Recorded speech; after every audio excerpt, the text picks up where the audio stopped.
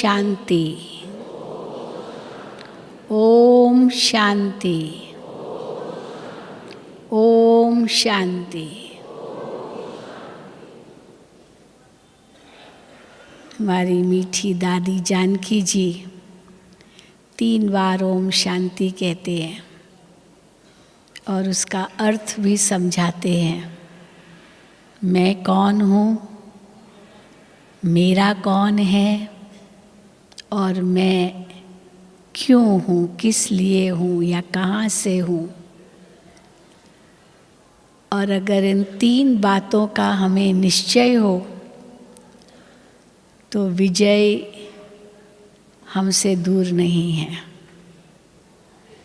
इसलिए आज का जो विषय हमने चुना है वो है निश्चय बुद्धि विजयन्ति, संशय बुद्धि विनश्यन्ति। अगर निश्चय नहीं है माना संशय है, संशय नहीं है माना निश्चय है, और जब निश्चय है तो नशा है, तो नशा है तो विजय ज़रूर है। और निश्चय के आधार पर ही प्रीत है, जिसको गीता में कहा विनाश काले प्रीत बुद्धि विजयन्ति और विनाश काले विपरीत बुद्धि विनश्यन्ति। इस विनाश काल के समय अगर हमारी प्रीत बुद्धि है भगवान से तो विजय हमारी निश्चित है। और प्रीत का आधार है निश्चय। और बाबा ने हम बच्चों को 4 प्रकार का निश्चय बताया है। इन चारों प्रकार के निश्चय में अगर एक भी कम है तो विजय नहीं होगी, सफलता नहीं मिलेगी। स्वयं में निश्चय, बाबा में निश्चय, ड्रामा में निश्चय और फिर इस ईश्वरीय परिवार में निश्चय। और इन्हीं 4 बातों के निश्चय के आधार पर ही हमारे चारों सब्जेक्ट्स खड़े हैं। जब हम खुद में निश्चय कहते हैं अर्थात हम कितना अपने आप को उस श्रेष्ठ स्वमान में स्थित करते हैं जो बाबा ने हमें बताया है। तुम कौन हो? केवल मैं आत्मा हूँ यही कहना पर्याप्त नहीं है, परंतु मैं कैसी आत्मा हूँ ये भी बहुत ज़रूरी है निश्चय करना। क्योंकि मनुष्य हम देखते हैं दुनिया में सही रूप से अपने बारे में निश्चय न होने के कारण या तो अभिमान के वश हो जाते हैं या तो अपमान महसूस करते हैं या तो हीनता की भावना आती है या तो उल्टा नशा चढ़ जाता है। क्योंकि स्वयं को सही रूप से पहचानते नहीं। इसीलिए कहा जाता है कि मनुष्य 4 प्रकार का, अगर 4 में से हम 2 पहले देखें, 2 प्रकार का ज्ञान व्यक्त करता है अपने बारे में। एक अज्ञान है अपने आप को, जो भी सांसारिक उपलब्धियां हैं उनका घमंड करना, एक बहुत बड़ा ज्ञान है। क्यों बाबा कहते हैं अज्ञान है? क्योंकि ये सब विनाशी है। जो भी भौतिक उपलब्धियां हैं ये सब विनाशी है। आज है कल नहीं रहेगी, क्योंकि समय बदलता जाता है, कुछ भी स्थिर नहीं है। इसलिए भौतिक उपलब्धियों का घमंड रखना एक अज्ञान है। पर दूसरी ओर अपने प्रति हीनता की भावना रखना ये भी अज्ञान है। मेरे जैसा बुरा कोई नहीं, मैं तो निकम्मा हूँ, मैं तो बहुत कमज़ोर हूँ, मैं तो कुछ भी नहीं कर सकता हूँ, ये भी जो हम लोग अपने लिए कहते हैं ये भी अज्ञान है। और ये क्यों कहते हैं? क्योंकि हम अपने आप को दूसरों से भेंट करते हैं। इनके जैसे मैं नहीं हूँ, इसीलिए मैं कोई काम का नहीं हूँ। तो एक तरफ है हीनता की भावना और दूसरे तरफ है इतना अभिमान कि मेरे जैसा कोई नहीं। और बाबा कहते ये दोनों ही अज्ञान है, एक्सट्रीम एंड्स है, एक्सट्रीम। परंतु ज्ञान हमें क्या कहता है कि अपने आप को पहचानो। आप एक श्रेष्ठ आत्मा हो, आप महान आत्मा हो, आप पावन आत्मा हो, आप पवित्र आत्मा हो, आप शक्ति रूप हो। और जैसे जैसे हम इस ज्ञान को समझते जाते हैं, अपने वास्तविक स्वरूप को पहचानते जाते हैं, तो आत्मा के अंदर शक्ति आती जाती है। शरीर की शक्ति तो बाहर से आएगी, खान पान से आएगी, हवा पानी से आएगी, रहन सहन से आएगी, लेकिन अंतर की शक्ति श्रेष्ठ विचारों से आएगी। और वो ज्ञान जिससे हमारे विचार श्रेष्ठ बने, वो आत्मज्ञान भी अंदर से ही आएगा। क्योंकि आत्मा अपने वास्तविक स्वरूप में एक शक्ति है। परमात्मा सर्वशक्तिवान है, वो तो है, लेकिन मैं आत्मा भी कोई कम शक्तिवान नहीं हूँ, क्योंकि किसकी संतान हूँ, ये फिर दूसरा निश्चय। जैसे बैटरी की अपनी चार्ज होती है, फुल चार्ज बैटरी हो जाती है, लेकिन धीरे धीरे वो यूज़ होती रहती है, तो फिर उसको चार्ज करने की आवश्यकता पड़ती है और पावर हाउस से चार्ज करते हैं। तो मैं कौन हूँ, ये शक्ति प्रकट होती है ये सोचने से, अपने स्वमान में स्थित होते हैं। फिर मैं किसकी हूँ, कौन है मेरा, उस सर्वशक्तिवान के चिंतन से जो थोड़ी बहुत आत्मा की बैटरी अगर कम हो भी जाती है, वो फिर से भर जाती है। तो मैं कौन हूँ, मैं किसका हूँ, तो फिर योग का सब्जेक्ट आ जाता है। ज्ञान का सब्जेक्ट मैं कौन हूँ और योग का सब्जेक्ट मैं किसका हूँ। और मैं अगर उसका हूँ तो मुझे तो उसे ही याद करना है, और अगर मैं उसका हूँ तो मेरे सब संबंध उसके साथ हैं। मैं उसका हूँ। जिसको सारी दुनिया पुकार रही है वो मेरा बन गया है। सबका है वो तो ठीक है, लेकिन वो मेरा है, मैं उसकी हूँ, उसका हूँ। ये इतना बड़ा निश्चय है, जिस निश्चय के बलबूते पर कभी भी आत्मा कमजोर नहीं बन सकेगी। अगर थोड़ी कमजोरी आ जाती है तो याद करो, मैं किसका हूं, मैं कौन हूं।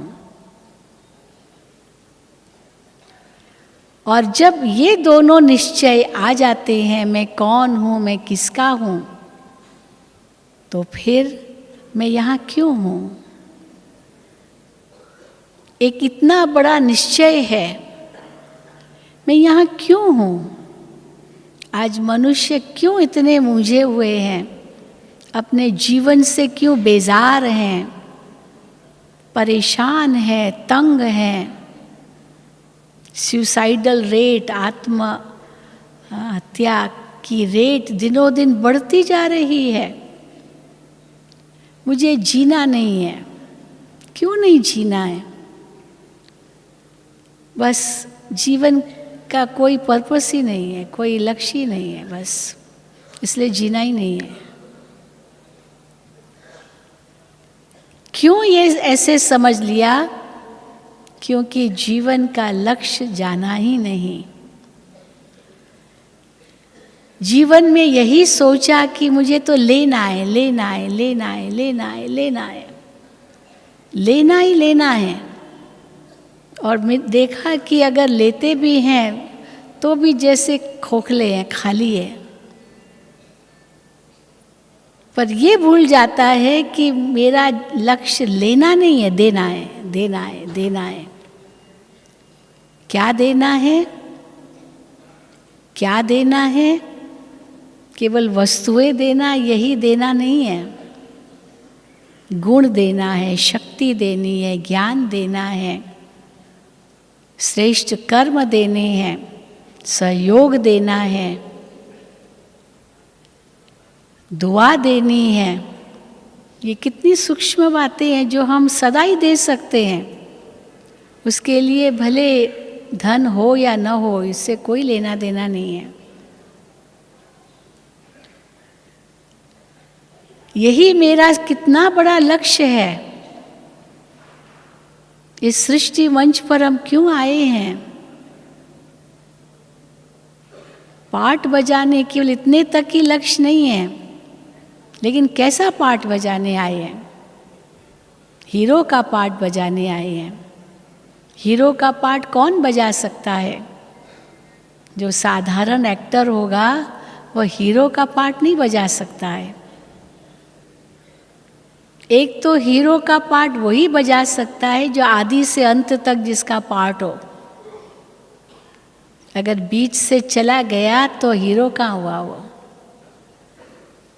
एक तो आदि से अंत तक हो, और दूसरा कुछ ऐसी करामातें दिखाए, इतना वो सबको देवे, तब वो हीरो कहलाएगा।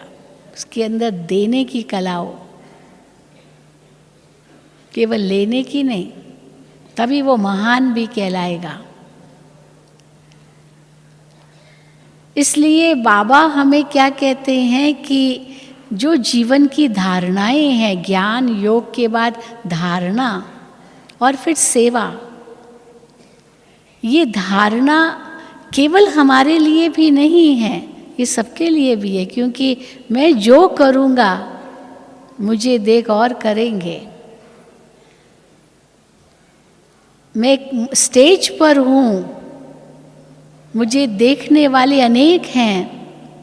जैसे हीरो को सब देखते हैं ना, आज वैसे मंच पर एक्टिंग ना भी करे, पर वैसे भी कोई हीरो या अभिनेता, बड़ा नामी ग्रामी अभिनेता कहीं चला जाए, कितने लोग इकट्ठे हो जाते हैं उस अभिनेता को केवल देखने के लिए।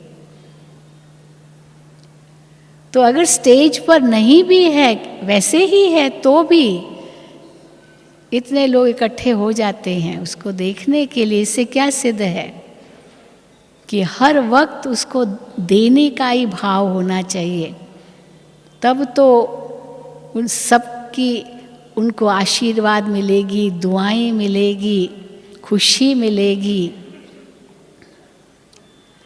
इसलिए बाबा कहते हैं ये ज्ञान और योग अपने लिए है, लेकिन धारणा और सेवा ये सबके लिए है।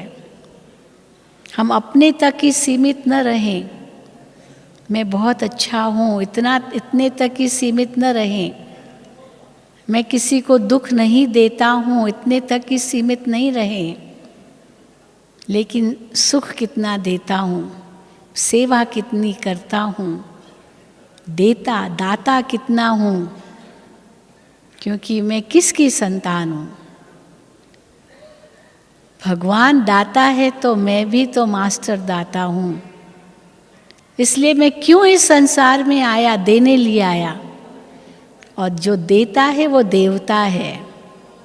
इसीलिए बाबा हमको क्या कहते हैं, हमको देवता बनाता है।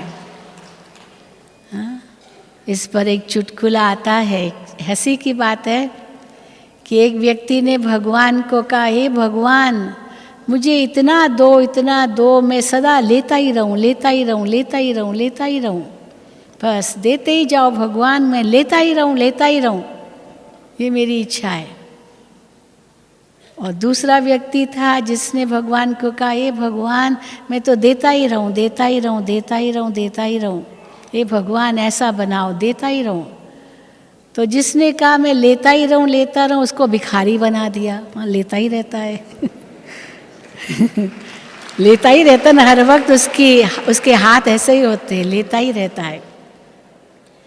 और जिसने कहा मैं देता रहूं, मैं देता ही रहूं, देता रहूं, उसको तो बहुत धनवान बना दिया, देता ही रहता है, आशीर्वाद भी देता है ना। देवियों के हाथ कैसे दिखाते हैं, आशीर्वाद के हाथ, दाता के हाथ। हाँ, लक्ष्मी का हाथ कैसे दिखाते हैं, दे रही है, दे रही है, दे रही है, अशरफियाँ निकल रही है, निकल रही है। एक संत महात्मा भी आशीर्वाद करते हैं, कैसे करते हैं, कहते हैं हम कहेंगे सिर पर हाथ रखो, आशीर्वाद दो, आशीर्वाद दो, तो सिर तो हाथ ऐसे, तो या तो हाथ ऐसे, या तो हाथ ऐसे, या तो हाथ ऐसे, ये तीनों हाथ देने के हैं। और ये कैसा, मांगने का, लेने का, मांगना ही मांगना। तो क्या है हमारे जीवन का लक्ष्य, दाता। जो मेरे पास है मैं सबको बांटूं, धन नहीं है कोई बात नहीं, खुशी बांटूं, प्यार बांटूं, शक्ति बांटूं, ज्ञान बांटूं, क्योंकि मैं आत्मा इन्हीं गुणों की स्वरूप हूँ। ये इतना बड़ा निश्चय है, जिस निश्चय के आधार से वो नशा रहेगा। देने में जो खुशी होती है वो लेने में नहीं होती है, सच पूछो तो। लेने वाला भिखारी का भिखारी है।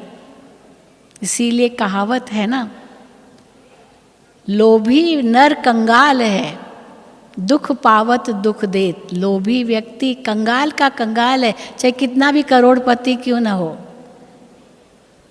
और निर्लोभी सदा सुखी, ईश्वर हरदम देत। ये भी सदा याद रखना है। तो कौन सा निश्चय हमें चाहिए, पहले स्वयं में निश्चय, फिर बाबा में निश्चय। ये दो निश्चय बहुत बड़े निश्चय हैं। और अगर थोड़ा भी ये निश्चय डगमगाया तो बाबा मुरलियों में सावधान करते रहते हैं कि माया इंतज़ार कर रही है थप्पड़ मारने के लिए, हाँ, घूसा मारने के लिए, गिराने के लिए, कान पकड़ने के लिए। थप्पड़ मारना तो आजकल तो इतना गुस्से में आकर इंसान क्या नहीं कर लेता है, और न सही थप्पड़ तो मारना बड़ा सहज हो गया है। तो माया भी कैसे थप्पड़ मारती है। तो अगर अपने में ज़रा सा भी संशय उठा, मैं ये नहीं कर सकता हूँ, ये संशय हमें माया, इस संशय के कारण माया हमें खींच के ले जाएगी। ये मेरे से नहीं होगा। बाबा ने हमें इतनी धारणाएं बताई है, और अगर एक धारणा की कमी रह गई, ये मेरे से नहीं होगा, माना खुद में संशय लाया। जो चीज़ संभव है, हाँ ये हो सकता है कि संभव है, पर इस समय मेरे अंदर वो शक्ति नहीं है। संभव तो है ना। बाबा कहेंगे शुद्ध भोजन खाओ। अब संभव क्यों नहीं है? ऐसे थोड़ी नहीं है संभव। लेकिन मैं अगर कहूँ संभव नहीं है, इसका मतलब मेरे अंदर शक्ति नहीं है। पर वो शक्ति कहाँ से आएगी अगर हमें सचमुच उसको करना है? तो हम ये नहीं कहेंगे संभव नहीं है, पर हम कहेंगे ज़रूर बाबा की मुझे मदद मिलेगी, मैं हिम्मत रखूँगा। बस इतना सहज, हिम्मत रखूँगा, बाबा की मदद मिलेगी। ये बाबा में भी निश्चय हो गया, खुद में भी निश्चय हो गया। और अगर कहा संभव नहीं है, माना खुद में भी निश्चय नहीं है और बाबा की मदद में भी निश्चय नहीं है, क्योंकि कह दिया ना संभव नहीं है। चलो मैं नहीं कर सकता हूँ, बाबा तो मदद कर सकता है ना, हिम्मत रखूँ तो, पर संभव ही नहीं है। ये हिम्मतहीन बन जाना, तो बाबा की मदद भी कहाँ मिलेगी। इसलिए स्वयं में निश्चय और बाबा में निश्चय, ये दो ऐसे कदम है जो कभी भी हमें पीछे नहीं खींच सकते। माया हमें खींच नहीं सकती है, वापस ढकेल ले, संसार में नहीं हो सकता है। लेकिन कई बार ऐसे भी होता है कि खुद में तो निश्चय है, बाबा में भी निश्चय है, लेकिन फिर भी माया खींच के ले जा सकती है। वो इसलिए है क्योंकि परिवार में निश्चय नहीं है। ये परिवार में थोड़ा भी संशय उठा, ये ऐसे करता, ये ऐसे करती, हाँ ये ऐसा होता, ये ऐसे होता, ये थोड़ा भी संशय उठा तो भी माया खींच के ले जा सकती है। होगी अपनी कमजोरी, उसकी कमजोरी हो न हो वो उसकी बात, लेकिन होगी मेरी कमजोरी, पर मैं उस अपनी कमजोरी को नहीं देखूंगा, पर उसने ऐसे किया, उसने ऐसे किया, उसने ऐसे किया, इसने ऐसे किया, दूसरों पर दोष धर्म करके अपने आप को कमज़ोर कर देना। ये माया को मौका मिलेगा हमें संशय बुद्धि बना करके संसार में खींच के ले जाने के लिए। तो परिवार में भी इतना ही निश्चय चाहिए, क्योंकि यही परिवार साथ चलेगा, सतयुग तक साथ चलेगा, सारा कल्प साथ चलेगा। साथ चलेगा ना, हम सब साथ चलेंगे ना। 9 लाख की संख्या सतयुग की बाबा कहते हैं, तो वो 9 लाख माना सारे ब्राह्मण होंगे ना, क्योंकि ब्राह्मण ही सो फिर देवता बनते हैं। तो जो भी ब्राह्मण बनते वो सब देवता बनेंगे, तो साथ रहेंगे ना, सारा कल्प ही साथ है। आदि में भी साथ थे और अभी भी अंत में भी साथ हैं। भले बीच में कहीं बिखर गए, यहाँ चले गए, वहाँ चले गए, दुनिया के किसी भी कोने में चले गए, लेकिन बाबा अभी आकर के फिर से वसुधैव कुटुंबकम की एक सुंदर धारणा हमें देते हैं कि सारा विश्व एक परिवार है और ये भारत की संस्कृति है। सबको अपनाया है, सबको अपनाया है, किया है ना भारत ने। कितना बड़ा दिल रखा है भारत ने, कितनी संस्कृतियाँ यहाँ पनपी बसी और अभी तक चल रही है। लेकिन जो भारत की आदि संस्कृति है, जो देवी देवताओं की संस्कृति है, वो संस्कृति कभी नष्ट नहीं हो सकती है, कभी नष्ट नहीं हो सकती। हाँ, चाहे कितनों ने भी कोशिश की नष्ट करने की, लेकिन नहीं नष्ट कर सके, क्योंकि वो तो फाउंडेशन है, नींव है। और वही हम आदि संस्कृति वाले बच्चे, भगवान के बच्चे, फिर अंत में भी आकर के मिलते हैं और वापस अपनी आदि संस्कृति को पहचानते हैं। मैं तो डबल विदेशियों को भी देखती हूँ। इस 83-84 में बाबा की जो डबल विदेशियों के प्रति मुरलियाँ चली है, हर संडे को हम सुनते हैं। बाबा ने डबल विदेशियों की भी कितनी महिमा की है। और सचमुच हम तो 70 देशों में होकर आए, कई बार होकर आए हैं, और वो भी भारत में आते हैं, मधुबन में आते हैं। हम उनका अनुभव सुनते हैं, बाबा से कितना प्यार, बाबा के लिए कितना समर्पणमयता, और इसी नशे में रहते हैं कि भारत हमारा आदि वतन है, भारत, हम आदि भारतवासी हैं, ये अपने आप को महसूस करते हैं। भले पीछे चले गए, दूर दूर चले गए। एक बार एक विदेशी बहन अव्यक्त बाप दादा के सामने आई और कहे कि मुझे भारत इतना प्यारा लगता है, पर बाबा मैंने क्या पाप किया जो मुझे दूसरे देश में जन्म मिला। देखिए, दूसरे देश में जन्म मिला, ये क्या पाप किया मैंने बाबा। तो बाबा ने बड़ा सुंदर जवाब दिया उसको। बाबा ने कहा, नहीं बच्ची, आपने कोई पाप नहीं किया, लेकिन ड्रामा में आपका ये पार्ट है। अगर आप उस देश में जन्म नहीं लेती होती तो उस देश की जो आत्माएं हैं उनकी सेवा कैसे होती, क्योंकि भारत वाले तो वो भाषा जानते नहीं। देखो, इसलिए आपका उस देश में जन्म होना माना उस उनकी सेवा के लिए आपको ड्रामा अनुसार ये पाठ मिला है। तो बेचारी संतुष्ट तो हो गई, लेकिन फिर दूसरा प्रश्न पूछा, पर बाबा ये एक ही जन्म है या कई जन्म लिए विदेश में? तो बाबा ने कहा, नहीं, एक ही जन्म ये एक ही जन्म आपने लिया है विदेश में, बाकी तो आप भारत की हो, इसीलिए भारत बुद्धि में, हाँ, रग में भारत है। एक ही जन्म लिया क्योंकि इस समय आपका पाठ है वहाँ की सेवा करना। तो फिर कहा, बाबा मैं यहाँ ही नहीं रह सकती हूँ। बाबा ने कहा, फिर वहाँ की सेवा कौन करेगा? आपको ही करनी है, इसलिए जाना भी पड़ेगा। तो देखो, बाबा ने कितना उनको प्यार भी दिया और साथ साथ जिम्मेदारी भी दी, और ड्रामा कितना एक्यूरेट है वो भी स्पष्ट किया, उसको संतुष्ट भी किया। तो देखिए, बाबा हम बच्चों को इतना ऊंचा चढ़ाते हैं। हर एक आत्मा का अपना अपना पार्ट है, ये कभी भूलो मत।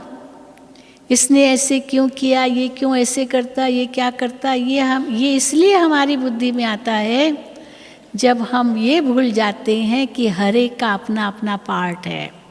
एक पार्ट न मिले दूसरे से, एक के अंगूठे की छाप न मिले दूसरे के अंगूठे से, एक का चेहरा न मिले दूसरे के चेहरे से, एक का डीएनए, हाँ, वो न मिले दूसरे के डीएनए से, एक का कर्म, एक का भाग्य न मिले दूसरे के कर्म और भाग्य से। मानो कि कितना वैरायटी ये संसार है, जिसको बाबा कई बार मुरलियों में शब्द देते कुदरत। अब उस कुदरत को बुद्धि में रख करके हम इस बेहद ड्रामा का खेल अनुभव करें, देखें, साक्षी होकर के, चाहे दुनिया के मनुष्यों का, चाहे अपने ब्राह्मण परिवार का भी। क्योंकि न जाने कितने क्या किस जन्म के हिसाब किताब किसके साथ जुड़े हुए हैं, हम ऐसे सामने से कुछ नहीं समझ पाएंगे। इसीलिए कहा जाता है कर्मों की गति अति गुह्य है। कर्मों की गति बहुत गहन है और साधारण इंसान कर्मों की गति को नहीं समझता है। इसीलिए उसके मन में प्रश्न उठते हैं, ये क्यों, ये क्यों, ये कैसे, ये क्या। और अगर ये बुद्धि में आ जाए, समझ आ जाए कि हर एक का हिसाब किताब अपना है, एक का नहीं मिलेगा दूसरे से, तो कभी भी हम ये संशय नहीं उठाएंगे ये क्यों ऐसे कर रहा है। ये उसका पार्ट है और बुद्धि को फुल स्टॉप लग जाएगा, जिसको हम कहते हैं परिवार में निश्चय। बाबा कई बार माताओं को कहते हैं कि चाहे दुनिया ने कितना आपको ठुकराया, कितना नीचे गिराया, लेकिन भगवान आकर चढ़ाते हैं। और कैसे चढ़ाते हैं? चाहे अनपढ़ हैं, कभी अक्षर ज्ञान भी नहीं है, अनपढ़ है, दुनिया का उनको कुछ भी पता नहीं है, लेकिन फिर भी वो महान है। किस आधार पर? क्योंकि भगवान को पहचान लिया। हाँ, है ना महान आत्माएं, माताएं, है ना महान आप सभी, बिल्कुल। तो अगर उस दृष्टि से भी हर एक को देखे जैसे बाबा देखते हैं, चाहे कुछ भी अकल न हो, लेकिन बाबा बाबा कहना आता है, ये भी उसकी महानता है। क्योंकि वो भी दुनिया वालों को कहाँ कहना आता है, भगवान में विश्वास ही नहीं है बहुत। इतना अहम भरा हुआ है उनके अंदर, जो पूरा अज्ञान है। तो इसीलिए ये बेहद का परिवार जो बाबा ने दिया है, इसमें हर एक आत्मा का अपना महत्व है। बाबा छोटे बच्चों को भी कितना प्यार करते हैं।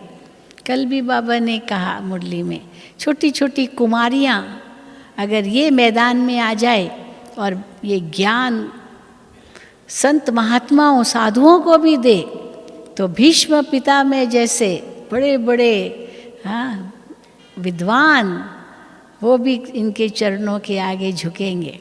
ये कहा बाबा ने, कन्याओं के लिए कहा, कुमारों के लिए कहा, माताओं के लिए, भाइयों के लिए, युगलों के लिए, हर एक की विशेषता अपनी अपनी है। तो जैसे बाबा हम बच्चों को हमारी विशेषता के अनुसार देखते हैं, चाहे हम कैसे भी हैं, बाबा ने हमें अपना लिया, चाहे हम कैसे भी हैं, है ना।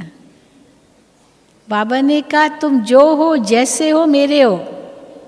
हम, बाबा ने अपना लिया हमें, और हमने भी क्या कहा, बाबा आप जो हो, जैसे हो, हमारे हो, है ना। अपना लिया ना बाबा को, कि और भी किसी को ढूंढना है, और किसी को ढूंढना है क्या, पता नहीं वो इनसे और अच्छा होगा, क्या पता। इसलिए स्वयं में निश्चय, बाबा में निश्चय, और फिर सारे परिवार में निश्चय, एक सुंदर निश्चय है। और उस निश्चय के आधार से आपस में इतना स्नेह हो, इतना सहयोग हो, जो कोई छोटी मोटी कमी अगर किसी में है भी, वो कभी वर्णन नहीं करेंगे, कभी भगवान में या खुद में या किसी अन्य में संशय नहीं उठेगा। पर अगर संशय उठा, ये क्यों ऐसे कर रहा है, वो माया नाक से कान से पकड़ लेती है। नाक से कैसे पकड़ती है माया? संशय बुद्धि बने, नाक से पकड़ती है। शुरुआत करती है नाक से पकड़ना। पहले किसी को पकड़ना होता है, पहले उसका नाक पकड़ेंगे, वो सबसे नज़दीक है पकड़ना सामने ही है। तो उसका नाक जब किसी का कोई नाक पकड़ता है तो क्या होता है? सफोकेशन होता है, उसको श्वास लेना मुश्किल होता है। तो अंदर में कन्फ्यूजन, एकदम भ्रमित जैसे हो जाना, क्या करूं, कैसे करूं, ऐसी स्थिति अपने अंदर की हो गई, मानो माया ने नाक से पकड़ लिया है। फिर कान से भी पकड़ती है।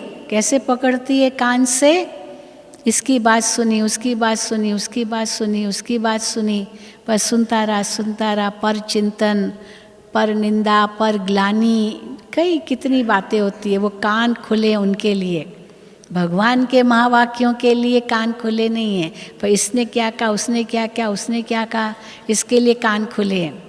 अब समझो माया ने कान पकड़ लिया है, बहुत खोल दिया है और बातें सुनने के लिए, जिनकी कोई आवश्यकता नहीं है, जिनसे हमारा कोई लेना देना नहीं है। है ना, कई बार बाबा मुरलियों में कहते हैं कि कई ऐसे प्रकार के प्रश्न पूछते हैं, जानवरों का क्या होगा, जानवरों के लिए मुक्ति क्या है, उनके कर्मों का हिसाब किताब क्या है, उनका परम धाम कहाँ है, उनका क्या होगा। तो बाबा कहते पहले अपना तो सोचो जानवरों का क्या सोचते हो, 84 लाख जन्म, ये वो योनि, ये हिसाब किताब, ये भोगना, तो मनुष्यों में योनि में कौन सी कम भोगना है, पर उनका क्या होगा। तो एक व्यक्ति ने बड़ा बहस करना शुरू कर दिया हमारे से, उनका क्या होगा, उनका। तो मैंने 84 लाख योनियों की बात थी, तो मैंने कहा पहले ये बताओ आपको जानवर बनना है। कहता नहीं नहीं नहीं नहीं नहीं नहीं, हमको नहीं बनना, फिर उसकी चिंता तुम क्यों करते हो, वो जाने भगवान जाने जिसकी वो रचना है, आपकी तो रचना नहीं है ना। आप अपना फिक्र करो, अपनी चिंता करो कि अभी मेरा शरीर छूट जाए इस समय तो मेरा क्या भविष्य होगा, अपने लिए सोचो। इसका क्या होगा, उसका क्या होगा, उसका क्या होगा, ये सोचने की ज़रूरत नहीं है। लेकिन माया ऐसे कान से पकड़ लेती ना, तो पर चिंतन, पर ग्लानि, पर निंदा, इसी में ही बुद्धि चली जाती है और अपना श्वास, समय, संकल्प शक्ति व्यर्थ गंवाते हैं और आत्मा कमज़ोर होती जाती है, खुद से भी दूर, बाबा से भी दूर, परिवार से भी दूर। और फिर थप्पड़ लगाने में कितनी देर लगती है, थप्पड़ जैसे किसी को लगाते ना तो मुंह फिर जाता है, तो मुंह फिर गया माना सिर्फ पर दर्शन ही करते रहेंगे, बस पर दर्शन, पर चिंतन किया, पर ग्लानि की, पर दर्शन ही हुआ। अब माया ने थप्पड़ भी मारी, फिर घुसा भी मारा, नीचे भी गिरा दिया, फिर बेहोश भी कर दिया, क्योंकि ज्ञान बुद्धि में बैठेगा नहीं। अब कोई व्यक्ति बेहोश हो गया, आप उसको ज्ञान सुनाना शुरू करो, वो क्या सुनेगा, बेहोश है वो, होश में हो तब तो सुने ना कुछ। तो वो ज्ञान उसकी बुद्धि में बैठेगा ही नहीं, जिसको आज बाबा ने कहा बुद्धि को ताला लग जाएगा। ज्ञान अगर बैठेगा भी ना क्लास में तो भी मुरली अंदर जाएगी नहीं, एक शब्द अंदर नहीं जाएगा, क्योंकि यहाँ वहीं देखता रहेगा, जिसको बाबा कई बार कहते हैं वायरा, सिंधी शब्द है, या तत्ता तवा, गरम गरम तवा होता है ना, उसके ऊपर पानी की बूंद गिराओ गरम तवे पर, उसी वक्त वो वेपर हो जाएगा, वो पानी उड़ जाएगा। तो बुद्धि में ज्ञान एक रिंचक मात्र भी नहीं बैठेगा, क्योंकि बुद्धि को ताला लगा हुआ है। अब ये कौन ताला लगाता है, बाबा ताला लगाता है, माया ताला लगाती, या खुद ताला लगाते हैं? किसको दोष दें, किसको दोष दें? एक बार मेरे से किसी ने प्रश्न किया, जो हमारे सामने परीक्षाएं आती है, समस्याएं आती है, विघ्न आते हैं, या जो भी प्रॉब्लम्स है, ये बाबा भेजता है या दूसरों से आते या हमारे खुद के ही हैं? तो क्या कहेंगे? या माया भेजती है? कौन भेजता है? हाँ, बाबा भेजता है, माया भेजती है, दूसरे भेजते हैं, या खुद को ही खुद भेजते हैं? हाँ, क्या कहेंगे? खुद ही खुद को भेजते हैं। हाँ, बाबा क्यों लेगा, बाबा तो हमारा बाबा तो बहुत प्यार करता है, वो क्यों ये परीक्षा लेगा हमारी? बाबा परीक्षा नहीं लेता है, बाबा तो प्यार करता है, तो बाबा कोई बुद्धि का ताला नहीं बंद करेगा। अब माया भी बुद्धि का ताला चलो बंद करेगी, पर क्यों बंद किया माया ने? क्योंकि खुद के ही कर्म ऐसे हैं। फिर चाहे दूसरों को जितना दोष देते जाएंगे उतना और ही हमारे पाप बढ़ेंगे। अब किसी निर्दोष को आप दोष देंगे तो पाप किसका बढ़ेगा? जिसका जो निर्दोष है उसका तो बढ़ेगा नहीं, पर जिसने उसको दोष दिया उसी का ही दोष बढ़ेगा ना, उसी का ही पाप बढ़ेगा। तो इसलिए हम अपने लिए खुद ही परीक्षाएं खड़ी कर देते हैं, कोई किसी को नहीं देता, हमारे अपने ही संस्कार हैं जो प्रकट होते हैं। कई कहते हैं हमको ऐसे गंदे स्वप्न क्यों आते हैं, ये माया हमको स्वप्न भेजती है।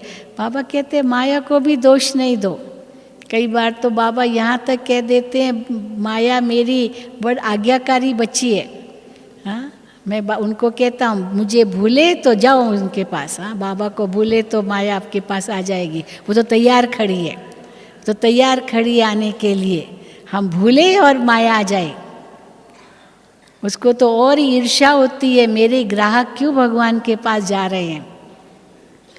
लेकिन हम युद्ध स्थल पर खड़े हैं और युद्ध स्थल पर माया से युद्ध कर रहे हैं। और अगर हमें संशय आ गया खुद में या बाबा में या परिवार में या ड्रामा में या जो कुछ भी कहो, ये संशयात्मक बुद्धि विनश्यंती करा देगा, विनाश की ओर ले जाएगा हमारे। अर्जुन का भी तो यही हाल हुआ ना, निश्चयात्मक बुद्धि नहीं था। क्यों नहीं था? क्योंकि मोह के वश था। तो मोह के वश होने के कारण भगवान मुझे क्या कह रहा है ये तो उसकी बुद्धि में बैठ ही नहीं रहा था। तो भगवान की आज्ञा का पालन भी कैसे करेगा? प्रश्न ही उठ रहे थे, संशय उठ रहा था, खुद में भी निश्चय नहीं था। मैं क्यों करूं यही बुद्धि में था, क्या मिलेगा इससे मुझे? भगवान कह रहा है और कहता है मैं क्या मिलेगा, भगवान में भी निश्चय नहीं है। तो भगवान ने क्या किया? सारी गीता क्या है? अर्जुन को बुद्धि में निश्चय बिठाना, यही गीता है। पहले निश्चय क्या बिठाया कि तुम अपने आप को पहचानो, तुम कौन हो, तुम क्षत्रिय हो, पहचानो अपने आप को, तुम योद्धे हो, तुम हार खाने वाले नहीं हो। क्षत्रिय माना जो विजयी हो, कभी भी हार खाया तो क्षत्रिय का। सदा सोचो मैं विजयी हूँ, मैं विजयी हूँ, मैं विजयी हूँ, मैं क्षत्रिय हूँ, कभी वापस मुड़ने वाला नहीं, कभी भी हार खाने वाला नहीं। धर्म परिये धर्म न छोड़िए, प्राण जाए वचन न जाए, ये रघुकुल रीत सदा चली आई, कहते हैं ना। ये क्षत्रियों की निशानी है। तो इसीलिए अर्जुन को संशय जो उठा, उस संशय को मिटाने के लिए अर्जुन को निश्चय बिठाया, तुम कौन हो, तुम कौन हो, पहचानो अपने आप को। लेकिन वो निश्चय उसको नहीं था, इसीलिए भ्रमित थी बुद्धि, भ्रमित थी, मोह के वश था। फिर दूसरा निश्चय क्या बिठाया? दूसरा निश्चय बिठाया तुम विजयी हो, विजय तुम्हारी निश्चित है। पर उसमें भी उसको संशय था, पता नहीं विजय होगी नहीं होगी, नहीं होगी। भाई विजयी होंगे, अगर विजयी होंगे तो तुम स्वर्ग का अधिकार पाओगे, अगर नहीं भी विजयी हुए तो भी आपको स्वर्ग मिलेगा।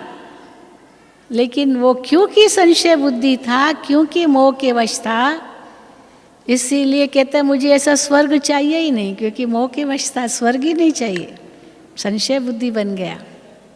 विजय पर में भी निश्चय नहीं था, भगवान तुम्हारे साथ है ये भी उसको समझ में नहीं आ रहा था, और ये भगवान कह रहा है ये भी निश्चय नहीं था। तो जब उतना ही वो संशय बुद्धि बना, निश्चय का भाव था, इसीलिए कर्म करने लिए वो तैयार नहीं था।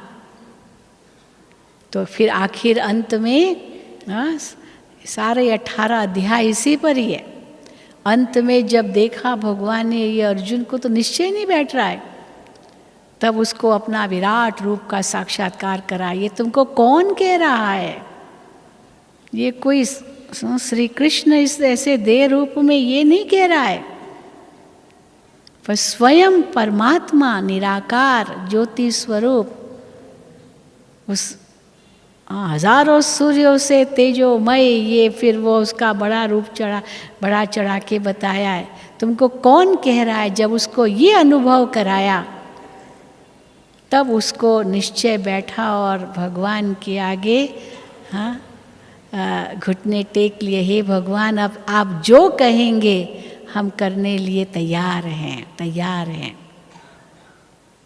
इसलिए जो हमें भगवान कहते हैं हम उसके लिए तैयार तब हो सकेंगे जब पहले खुद में निश्चय हो, बाबा में निश्चय हो, ड्रामा में भी निश्चय हो, परिवार में निश्चय हो, हर ड्रामा की हर सीन में भी निश्चय चाहिए। कई बार हम ड्रामा में संशय करते हैं, ड्रामा में ऐसे क्यों हैं, लेकिन बाबा कहते हैं ड्रामा बिल्कुल एक्यूरेट है, बिल्कुल एक्यूरेट है। कोई कहे कि बाबा अगले कल्प में ये नहीं होना चाहिए, तो बाबा ने उसको किसी भाई ने बाबा से कहा, बाबा ये जो हुआ ना ड्रामा में, ये अगले कल्प में बाबा नहीं लाना। तो बाबा ने उसको कहा अच्छा अगले कल्प में कहना, फिर देखेंगे अगले कल्प में कहना। अब अगले कल्प में कहना, फिर बाबा कहेंगे अगले कल्प में कहना, वही फिर रिपीट करेगा ना, वही रिपीट होगा। तो इसीलिए ड्रामा बिल्कुल एक्यूरेट है। एक बार किसी ने मम्मा से बहुत बहस किया। क्या बहस किया?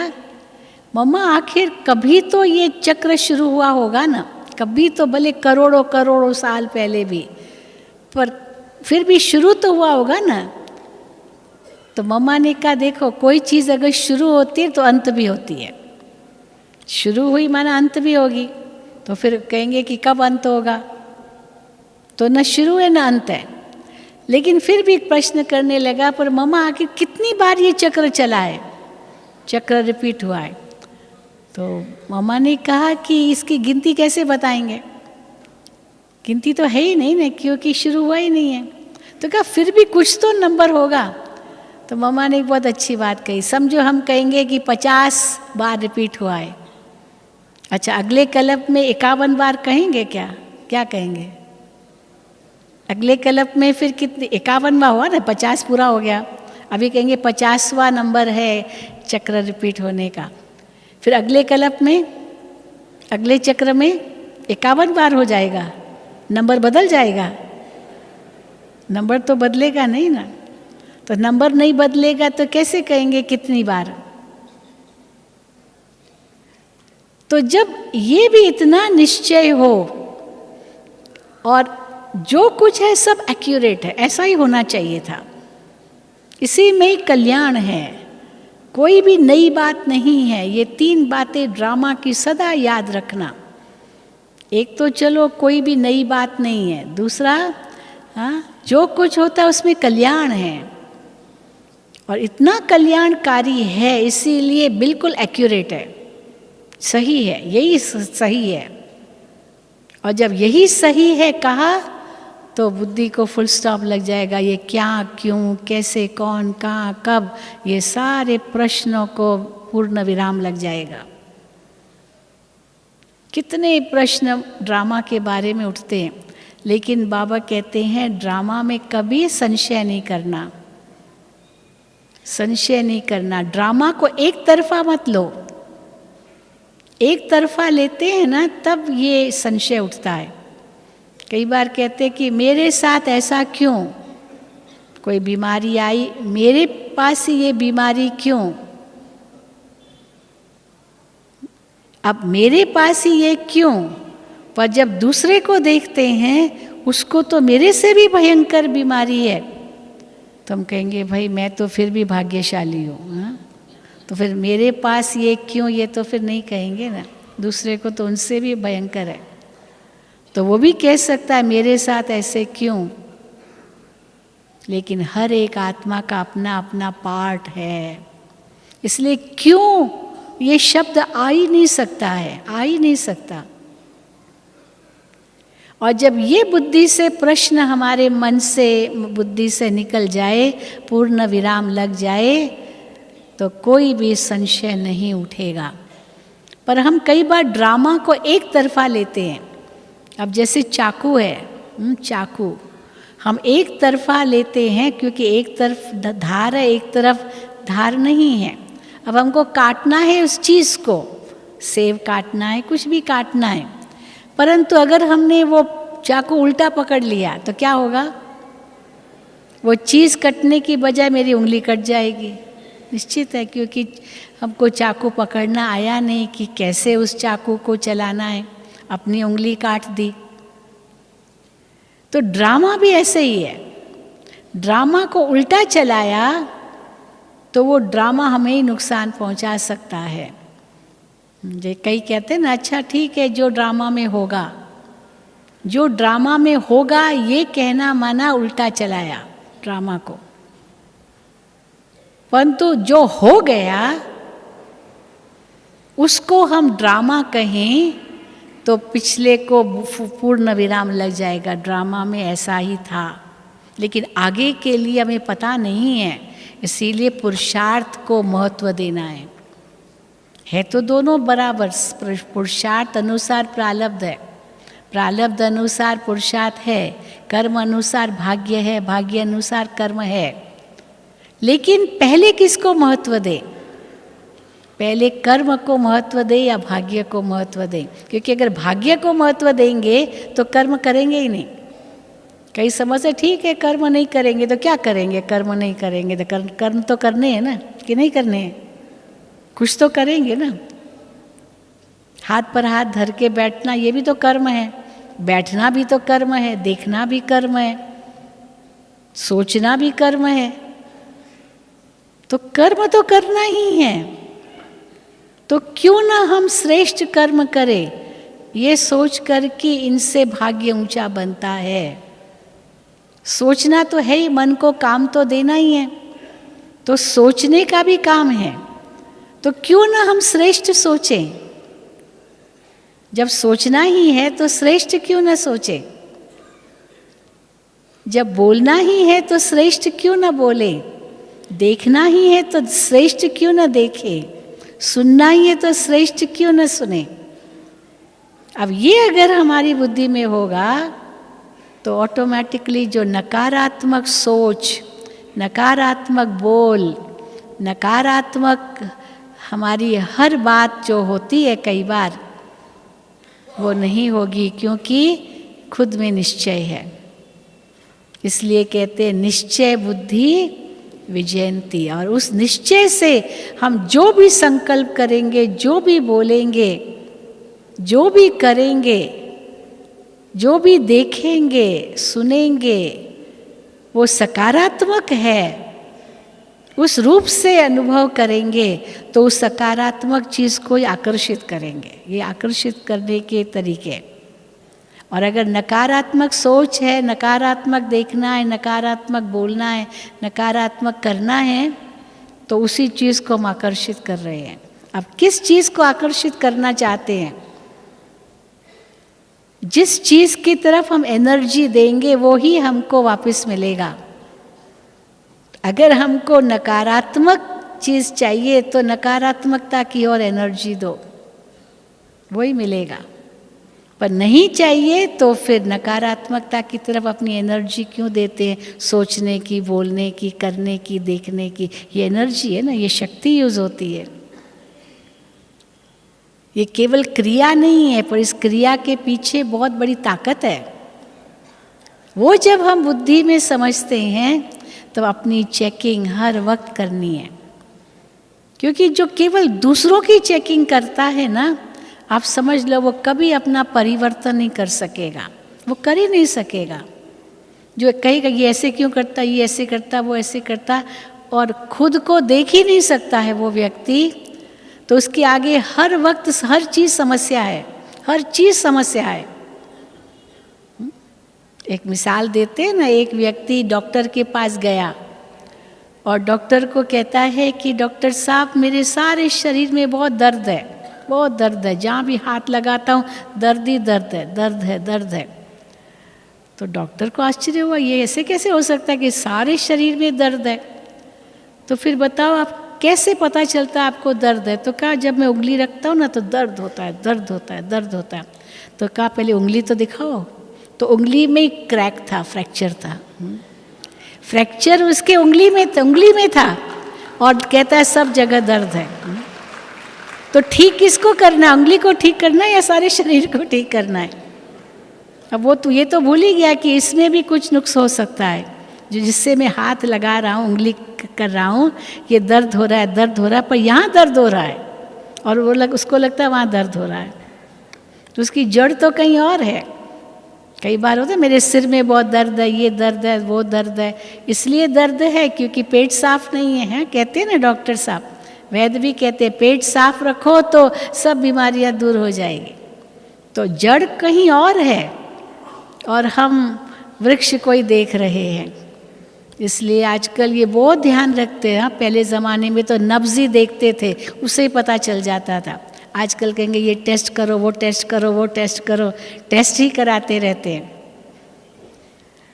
लेकिन क्यों नब्ज़ देखते हैं, क्यों टेस्ट कराते हैं? क्योंकि उसकी जड़ का पता चल जाए। और जो व्यक्ति अगर सबके नुक्स ही निकालता रहेगा और किसी के साथ एडजस्ट नहीं हो सकेगा, क्योंकि वो बुरा, वो बुरा, वो बुरा, वो बुरा, इसका मतलब वो खुद ही बुरा है, क्योंकि किसी से एडजस्ट नहीं हो सकता है।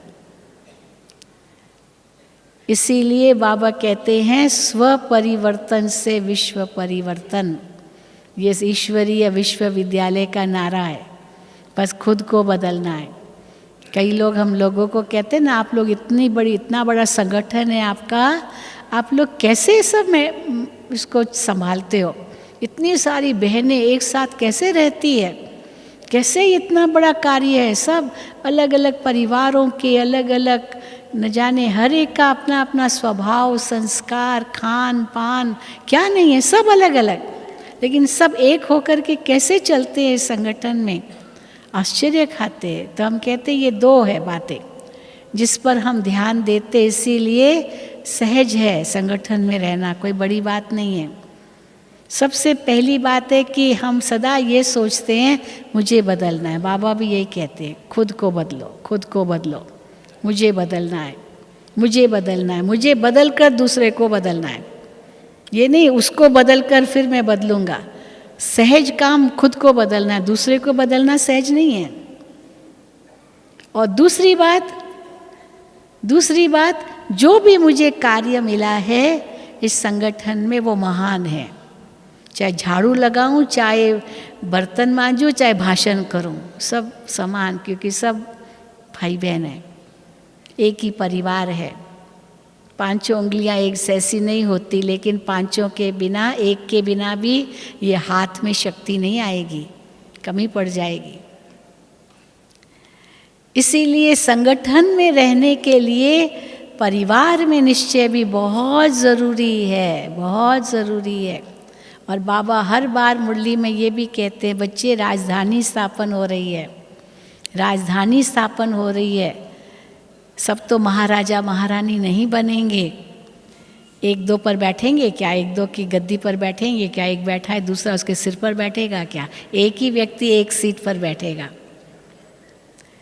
इसीलिए यहाँ राजधानी बन रही है, कोई राजा, कोई प्रजा, कोई दास, कोई दासी, कोई नौकर, कोई चाकर, ये सब यहाँ से तैयार हो रहा है।